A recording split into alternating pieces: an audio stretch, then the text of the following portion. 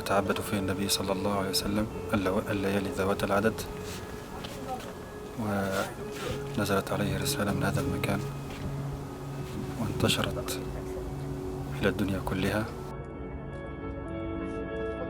فجئنا إلى هنا لنرى المكان الذي خرج منه النور والرحمة إلى الناس جميعا.